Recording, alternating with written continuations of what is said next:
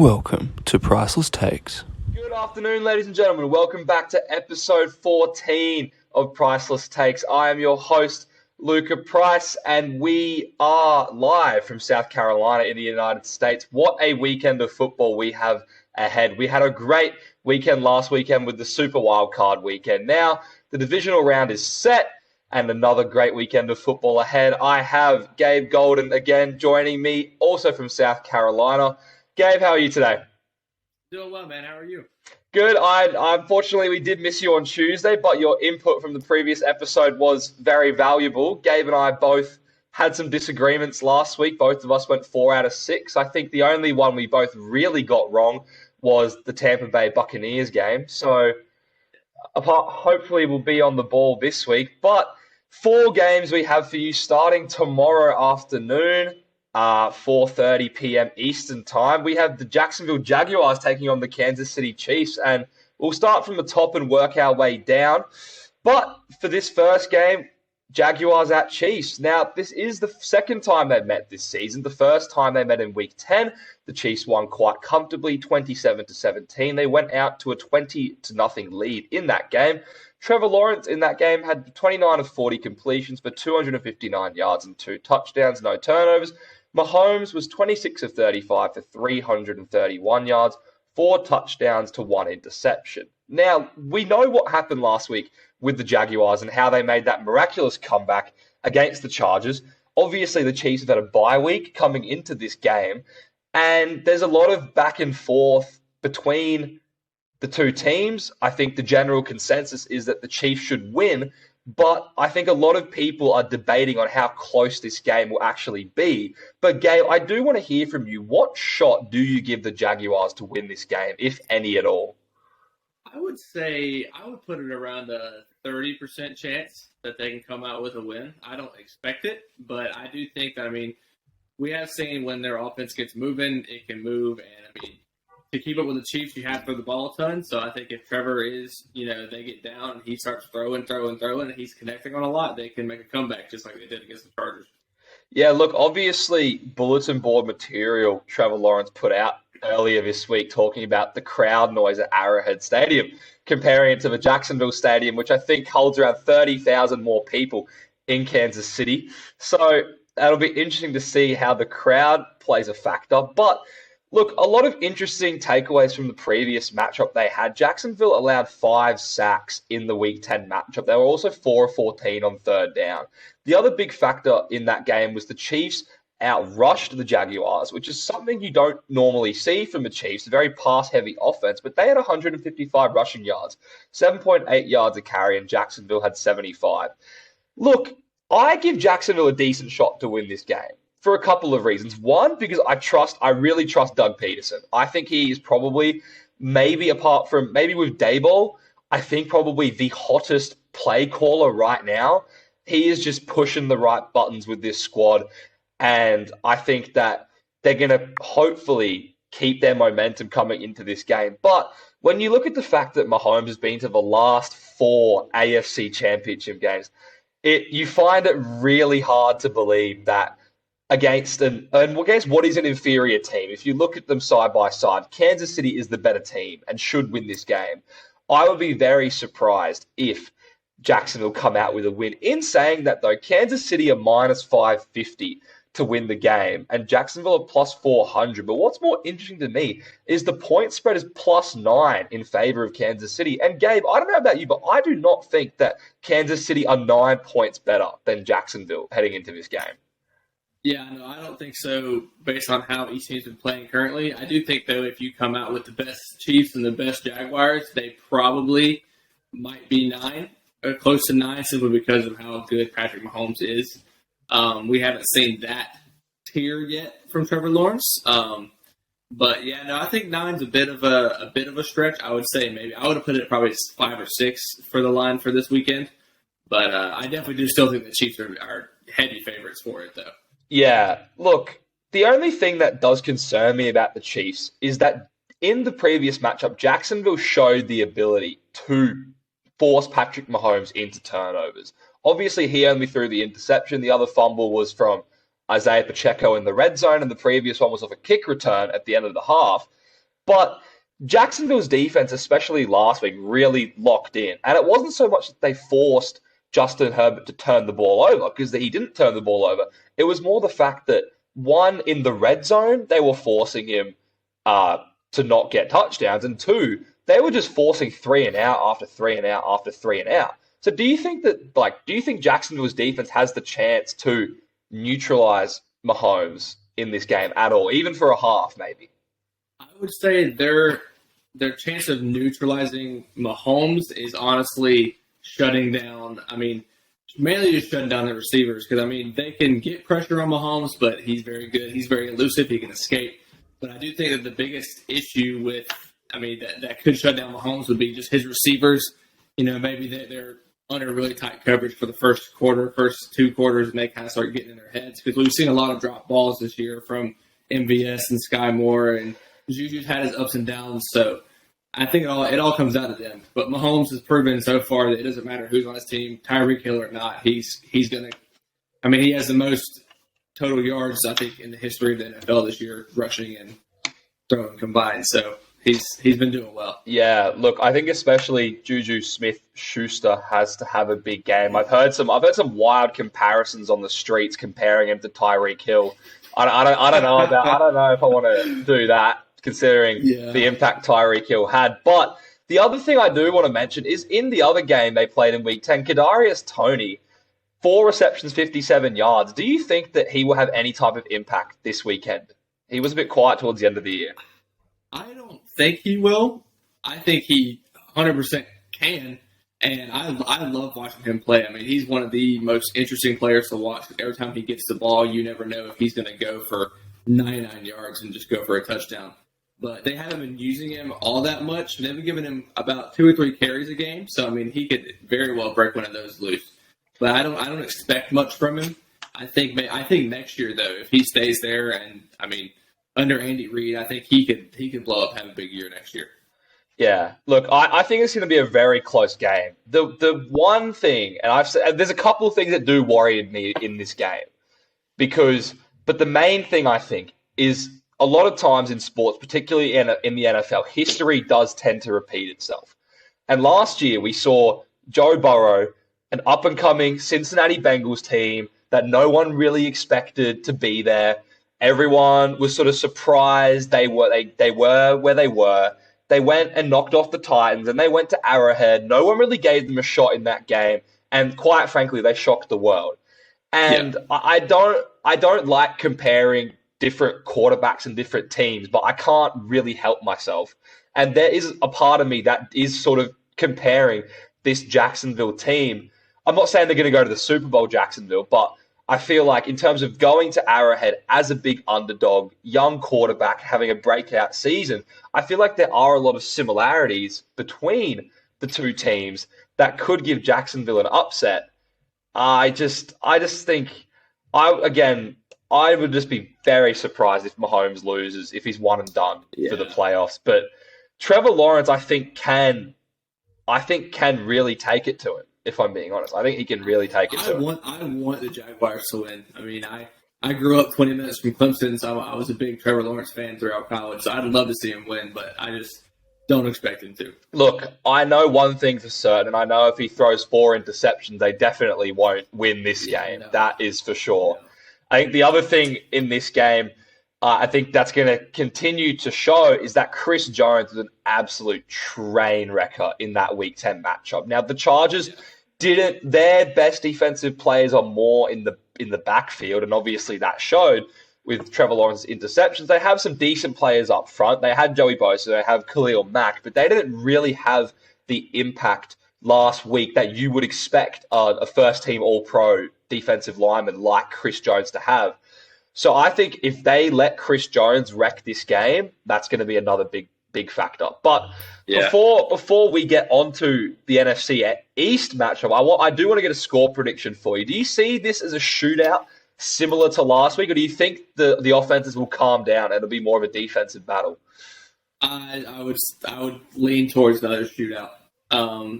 I would say probably 75% of the time the Chiefs games hit the over, simply because teams are trying to keep up with Patrick Mahomes when he's throwing for 3-4 touchdowns every single game. So I'm going to say it's going to be like a 28, probably a 28-24, or no, I'm going to go up. I'll go 31-24 Chiefs. 31-24 Chiefs. Well, I'm going to throw a bit of a curveball here. I think that this game's going to head into overtime. That's what I think. Honestly, I just think that it's just something like similar last week. I told you again that Giants-Vikings game. I didn't really know what it was, but something just told me the Giants are going to come out with a win. I don't think Jacksonville's going to win, but I think they can push it to overtime. And I think I'm going to have the Chiefs 33-30 in overtime, taking a field goal to win the game. That's where I think this game's heading. I respect that. I like that. I'd love to see an overtime game. I would love to see an overtime game too. And look, we saw the Bills went into overtime and the Bengals went into overtime. So the last two playoff games played at Arrowhead both have been in overtime. So I think it's definitely possible that it happens again. And I think it'll be great for the storyline, great for everything. I just think this is going to be, like I said, that 9-point spread. Like I'm going to stay away from the picks this week because it is getting to the nitty-gritty end of the season. But if I'm someone betting on this game, I'm taking that 9-point spread to the house. Yeah, for sure. But anyway, overtime for me is where I think this game's heading. I think Mahomes will play very well, but I think he could have a bit of jitters. And I still think they'll win, but overtime is where I see this game heading. I like that. Now, on the other side, the first NFC matchup of the day heading, it's our Saturday night game. We have the New York Giants at the Philadelphia Eagles, the third meeting between them this year. In the previous two meetings, Philadelphia won both of them. They absolutely walloped them in Week 13, winning 48-22. But a different story in Week 18. Jalen Hurts, that was his first game back from his shoulder injury. The Eagles scraped past the Giants' backups and third-string quarterback. They only won 22-16. Jalen Hurts was 20 of 35 for 229 yards, 0 touchdowns, 1 interception in that game. The Eagles as a whole, they haven't been very in form. Obviously, I think largely due to the Jalen Hurts injury. They've come in losing 2 out of their last 3 games. Obviously, the one they did win was the Giants game the week before. Like last week, Daniel Jones had the game of his life. 300 passing yards, 2 touchdowns, 70 rush yards, the first ever quarterback to do so in a playoff game. But it is the Philadelphia Eagles, the beasts of the East right now. But, Gabe, the question I have for you is, before I ask for your winner, do you think that Daniel Jones can recreate that magical performance and pull off an upset in Philadelphia? I do not. His game against the Vikings, that was a great game, but it's the Vikings. Their defense was atrocious this year. They fired their OC yesterday. Yeah. Sorry, DC, I meant. Their defense struggled all year. Philly's defense has not struggled all year, so I don't expect Daniel Jones to come out there and light the world on fire again. Yeah, honestly, I'm a bit torn. I have Philadelphia winning because I don't want to be a prisoner of the moment, and that's what I'm really trying not to be, a prisoner of the moment. Because when you look at the Giants and you look at the Eagles are a better football team. They've been the best football team all year, and I think that honestly, I could see this game turning out very similar to the Cowboys-Buccaneers game, where I think we almost got caught up sort of in the Tom Brady trap. But also because the Cowboys did come into this game, they had an absolute howler at Washington, losing to Sam Howell. The weeks before, they didn't play particularly well, but they came in there and they showed everyone, why could potentially be a force to be reckoned with. And I think Philadelphia will do the same. But I don't know about Jalen Hurts' shoulder, and that's the biggest thing, because in that Week 18 game, he looked banged up. He looked like a hurt quarterback playing. And obviously, it's Week 18. He might have been reasonably healthy, and he was just playing it safe, just sliding whenever he could instead of taking on players. But there's just something about me that's just really Eagles with Jalen Hurts injured is just going to really take it to a different level. I don't know if I trust them as much with him injured. Yeah, I do think that he was healthier than he looked in that Week 18 matchup. I do think they were resting him a little bit. They knew they didn't have to throw the ball with him as much. He's had another week to recover. I think he'll come out. He'll probably be 85% healthy. I would think. I don't think the shoulder is going to bother him much. I also don't think they're going to need to score all that many points to come out with a win here. Yeah. So I'm not terribly worried about the Jalen Hurts injury. I also think that if Gardner Minshew played all 4 quarters, that the Eagles could still come out with this game. Wow. So you think if Gardner Minshew played this game, they would win? I do. Okay. I think there's absolutely zero chance that would happen, considering Really? how no, Gardner Minshew played horrible. He lost to he couldn't even get past the Saints. He threw a pick 6 and absolutely killed it for them. Let alone he had 4 turnovers at Dallas. I think Gardner Minshew at Jacksonville maybe, but he's been a turnover machine since he's come to Philadelphia. And I don't think he galvanizes the troops the same way Jalen Hurts does. Jalen Hurts is a quarterback. Yeah. He's motivating. You know, he's had his fair share of knockdowns. We all saw what happened to him in college, and I think that's really boosted, built his character up. And I think he has a winner's mentality. And I think the rest of the team really, really gravitates towards him. Look, but the Eagles' defense, they are legit. And I think defense is going to play a big part, because we saw last week the threat Daniel Jones can be with his legs. But I think they're going to play. I think they're going to see it coming. Really, like they have Josh Sweat in the interior, who was an absolute beast this year. Fletcher Cox is always there. They got playmakers. They got playmakers everywhere. They got playmakers in the secondary. I think in my opinion, I think they had the best cornerback duo in the NFL with Big Play Slay and James Bradbury. They got Gardner Johnson all the way at safety. I think the defense is legit, and they did have some injuries, which I think also is a reason why they struggled. But I think if Philadelphia were in real danger of losing the 1 seed, which I don't think they were, I think we would have seen them probably play better towards the end of the season. Yeah, for sure. But yeah, look, I think this is going to be another close game. Like, the Eagles are pretty heavy favorites. The line set at 7.5 for the Eagles, which is over a touchdown.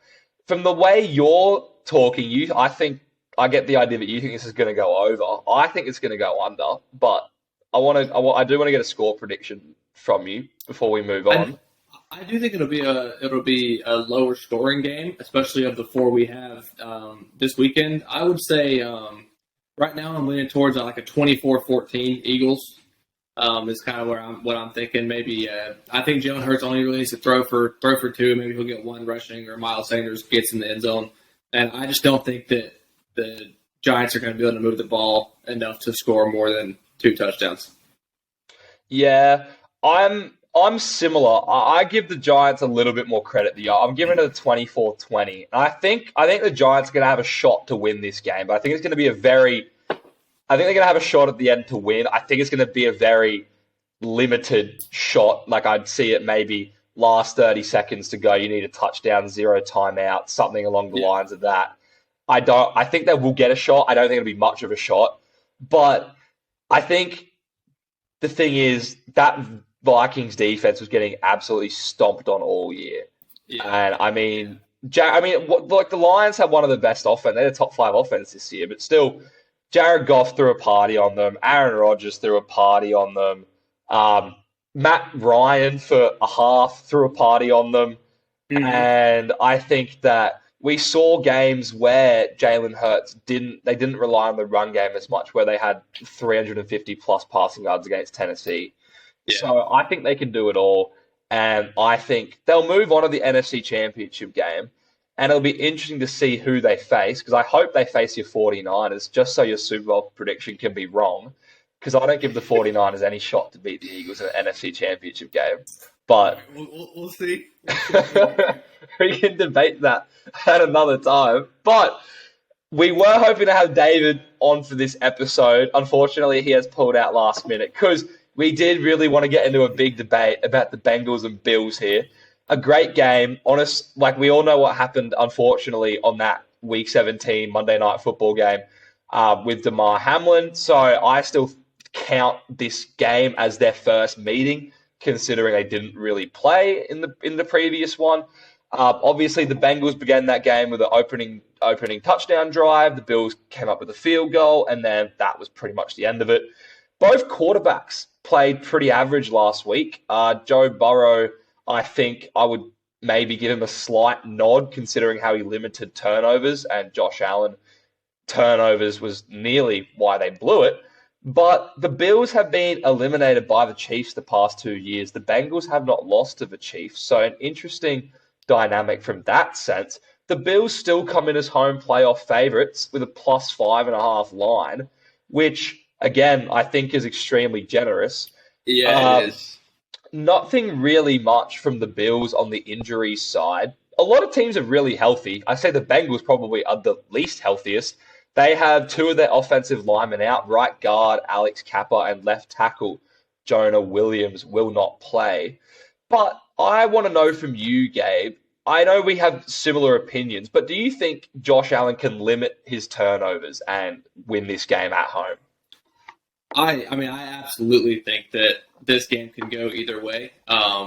It does, in my opinion, come down to if Josh Allen has one of his days where he throws 3 picks, which he's prone to do. But I also do see where he comes out and he throws for 350 yards, 3 touchdowns. I mean, if he gets moving too, he can run. He has no issues trucking people. He's not a quarterback that slides very often. He's always going to go for that extra yard or two. So I absolutely can see the Buffalo coming out and winning this game for sure. Yeah, I've been riding with the Bengals for a long time, so I'm not going to stop now. I just think, I don't think the offensive line issues aren't ideal, but we saw Joe Burrow with a depleted offensive line last year go in and win. He gave up, I think he had 7 sacks taken at Tennessee. Yeah. He had the most sacks ever for a quarterback in a playoff run. I don't think that's going to be that much of an issue. I think he will get sacked. That's going to be a part of it, but I don't think the game is going to come down to the Buffalo Bills defensive line putting so much pressure on Joe Burrow that it doesn't bother him, that he can't win this game. So I think it's going to be a factor, but I don't think it's going to be a really big factor. I just think at the end of the day, I think it's going to be a close game. I think everyone's expecting it to be a close game. You know, like the Bills, Chiefs, Bengals, really sort of 3-headed monster in the AFC. And even though the Bengals have beaten the Chiefs in the past, it's also been close games. So I think it's going to be a close game. I think the Bengals are going to have a lot of motivation coming in from that Monday Night Football game, because if that game hadn't have got cancelled and the Bengals won, which I think they should have, that would have given them the 2 seed over the Bills, and this game would be back in Cincinnati. So the fact that the NFL, whatever happened, they did what they did with the rules, and now this game is in Buffalo, I think that the Bengals are going to come in really, really in the right mindset. And it takes away a little bit of that actual home feeling for the Bengals. They don't really see it as an away game all that much. They're just, Yeah, exactly. Obviously, Bills Mafia is going to be out in support, but I've been tossing and turning over the turnovers because, look, 2 interceptions and a fumble, and the fumble was a scoop and score, which gave Miami a 24-20 lead. And I think it's one of those issues where it's not so much about the turnovers. We saw Trevor Lawrence throw 4 interceptions and still win a playoff game. It's when the turnovers happen in the game. And luckily, the Bills were lucky last week where Miami, no one really expected them to be in the game when they were in the game. And everyone, even after they went down 24-20 on the scoop and score, everyone fully expected Buffalo to come back. But I don't think you can do that against the Bengals and come out with this game. I think if Josh Allen has 2+ turnovers, I would honestly give them a less than 5% chance to win unless Joe Burrow matches his turnovers. But, of course. But I just think at the end of the day, it's going to come back to which quarterback's going to play better. And I trust Joe Burrow more than I trust Josh Allen. Personally, when David's on previous episode, I call him Joey Burrow for a reason, because he's ice cold down the stretch, and he's going to need to be ice cold in Buffalo because it will not be a warm game. But I just trust him. I trust their receivers. I just think that they got the goods to come up with a win. And I think that in terms of teams that are mentally tough, I think they're at the top of the list. Not to mention, their defense is criminally underrated. And I think they're good. I think they are finally sort of getting that respect. But I think, honestly, since about week 10, they haven't been that good statistically. But my argument has been situationally, they have been, in my opinion, maybe aside from San Francisco, the best situational defense in terms of changing momentum in games, forcing turnovers when they need to do it. Perfect example happened last week. The Ravens on the goal line were about to take a 24-17 lead and longest fumbles touchdown ever, 98 yards. Yeah. And just like that, 14-point swing and the Bengals go on to win. So I think that situationally, the Cincinnati Bengals defense is up there with San Francisco in terms of swinging momentum in games, making big plays. Yeah, they've been playing well. I do want to ask, similar to the Chiefs-Jags game, thoughts on a shootout versus a defensive battle? Because Buffalo's defense is pretty good themselves. I was especially surprised how well they played in the secondary.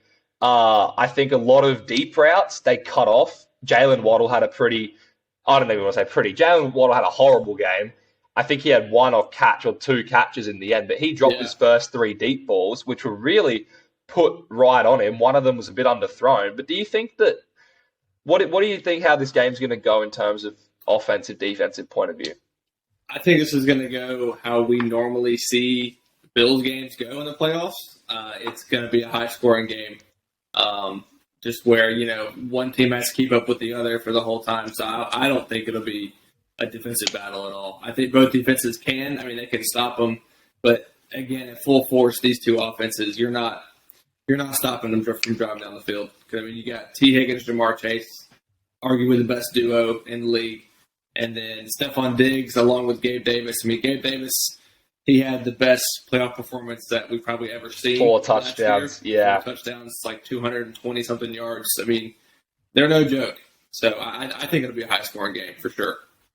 Yeah, I do have to, unfortunately, disagree with you. I do think it's not going to be low scoring, but I have a similar game to the Philadelphia game, a bit more high scoring. But I think this atmosphere is going to be more like an AFC Championship game atmosphere than a divisional round playoff atmosphere. And unfortunately, it is because it is a 3-headed monster in the AFC. Obviously, one of the teams can't make it to the AFC Championship game, but no one would be complaining if it was a Bills-Bengals AFC Championship game.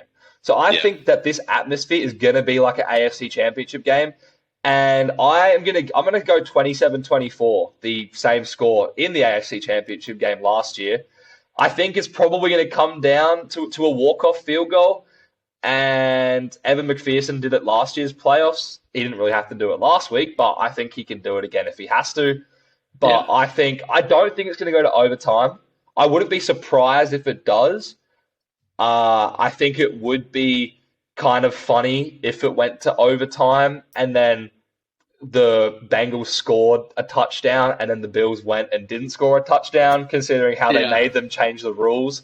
I think that would be quite funny, but I don't see it going to overtime. I give 27-24 to the Bengals in what'll be a close game, but I think Joe Burrow's just the man. Yeah. I'm gonna go 34-31 Bengals. Yeah. I agree with you on that. I do see it going either way, but I do trust Joe Burrow a little bit more than I do Josh Allen.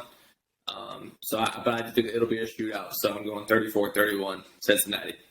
Yeah, look, so that'll likely set up a AFC Championship game rematch, which, again, will be another interesting game. But potentially the most interesting game of the round is the last one. The Dallas Cowboys going up to San Francisco, going basically across the country from Tampa all the way to Levi Stadium in Santa Clara. 2022, these guys played in the wild card weekend. San Francisco, I mean, it was a 23-17 ball game, but I think that was a bit, the scoreline didn't really reflect how much San Francisco really towed Dallas up. they made a bit of a comeback in the fourth quarter. Dak had some empty calories in that game. He was 23 of 43, 254 yards, 1 touchdown, 1 interception in that game. The Cowboys allowed 169 rushing yards in that game and only had 77. Now, personally, I think this San Francisco team is better than last year's San Francisco team. But similarly, I do think that the Dallas team this year is also better than last year's. So, a lot of things going into this game. San Francisco are a +4 favorite, which I think out of all the lines is probably the actually most reasonable. I would have a very hard time picking an over-under on that line. But I think another big story is going to be the defenses. Obviously, San Francisco, best defense in the league, but Dallas, they're right behind them. They are right behind them. So I do want to know, Gabe, if you think this game is going to be a battle of the quarterbacks between Prescott and Purdy, or if you think this is going to be a battle of the defenses between the Cowboys and 49ers defenses. Right now, I would lean towards more of whose defense is playing better. Because again, we don't know Brock Purdy's, top tier peak potential. I mean, he's been very good so far. And Dak had arguably his best game of his career last week. I think so.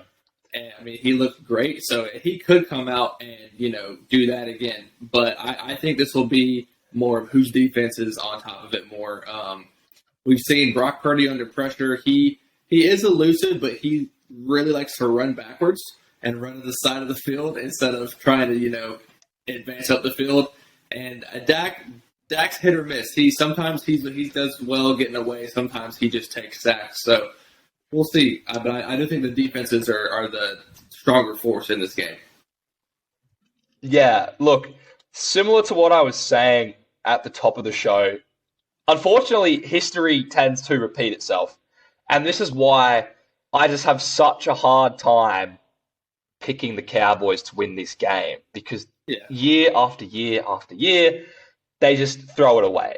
But we did see them win their first road playoff game in 30 years last week. So could it be their time to just completely right the wrong, say screw you to history, and go out and win? Dak Prescott, Micah Parsons have been talking a lot this week, both saying Dak Prescott said this is the rematch he was wanting. Micah Parsons said that he loves being an underdog. I do tend to lean with you on the defenses, and I think that I really want to see a quarterback duel, but I just don't think we're going to get it. And I think that we might see a duel from the standpoint that I wouldn't be surprised if a lot of these offenses get short fields, because I'm expecting turnovers to be generated. Nick Bosa leads the NFL in sacks. The San Francisco 49ers defense has not given up 70 rushing yards to an individual running back all season. I think from memory, they only allow just over 70 yards rushing per game as a whole. And on the other side, they have, in my opinion, the top 2 pass catcher in the league out of the backfield, Christian McCaffrey. I think last week probably even puts him at 1, considering how he just dominated.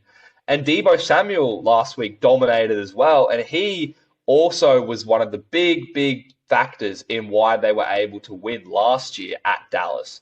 So I have a really hard time with this game, because I think that San Francisco is going to win.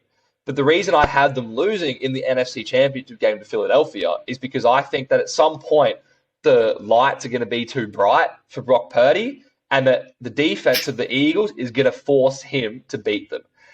And the more that I look at it, I think that the Dallas Cowboys defense has the ability to force Brock Purdy to beat them, which is what scares me about this 49ers game. Yeah. Yeah, I know you're playing on the whole, Brock Purdy's there's gonna be a point where he has that downfall, but so far we haven't seen it. And I know he hasn't played any, outstanding defenses, and Dallas, statistics wise, very good defense. But at the same time, they do have, like, Trayvon Diggs. He loves to go for that big play interception, and I do think that, he makes one mistake and Kittle's in for a long touchdown, Debo's in for a long touchdown, Ayuk. So I just put it this way: I'm going to believe in Brock Purdy until we have a reason not to, and that's where I stand. Yeah. Look, I do agree. That is, I don't know. There's just something about this game which is why I think it's going to be a defensive battle. Because I don't think Brock Purdy has to play lights out for them to win in this game. No.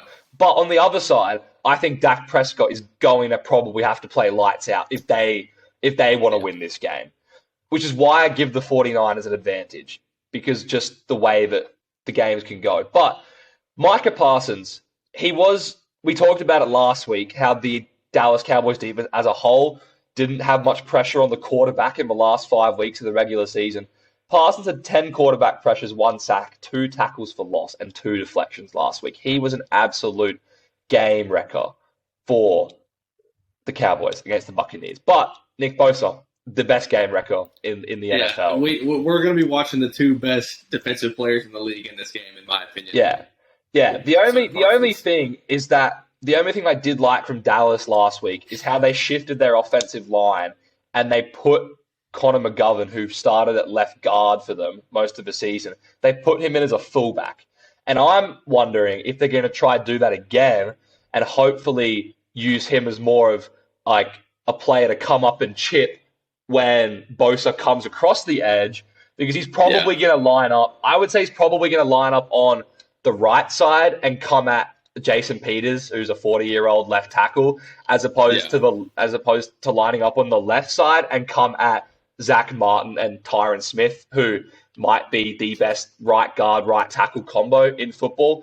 So I think that they might try utilize the fullback of Connor McGovern, trying to get pressure on Nick Bosa. But we saw that they have other playmakers. Charles Omenihu forced that big strip sack on Geno Smith, which basically flipped the game on its head and forced a huge scoring run from San Francisco. So I don't really think there is a way for Dallas to contain San Francisco. But we saw last week, DK Metcalf had himself a game. And the 49ers secondary can be had. And that is the only thing that scares me. Travarius Ward, he gave up that big touchdown play. He gave up another big play. He gave up 2 big plays to DK Metcalf. And I don't know. I really don't know. I think they're going to squeeze past him.